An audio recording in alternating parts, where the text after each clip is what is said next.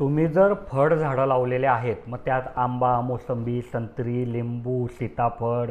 काहीही, तर त्याच्यासाठी ठिबक सिंचन करणं फार गरजेचं असतं. कारण तुम्हाला वाटतं की यार हे तर मोठे झाडं आहेत, याला काय वर्षभर पाणी द्यायची गरज. पण काय होतं की जेव्हा तुमचे फळझाडं असतात, याला जर योग्य पाण्याचं नियोजन झालं नाही,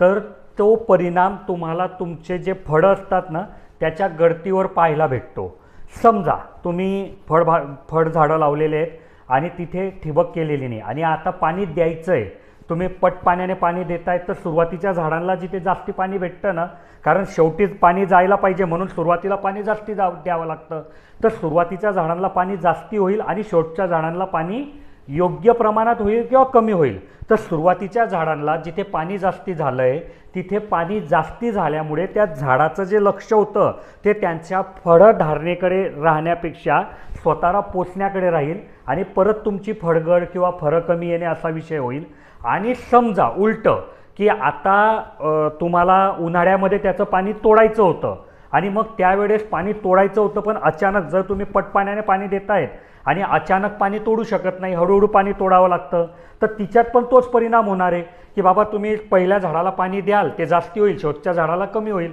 तर अशा ठिकाणी जर तुम्ही ठिबक लावलेली असेल तर तुमच्या हातामध्ये पाण्याचं नियोजन बारीक येतं आणि त्याचा म्हणजे जेवढा खर्च तुम्ही ठिबकवर करता तेवढा खर्च त्या एका हंगामामध्ये तुमचा वसूल होतो.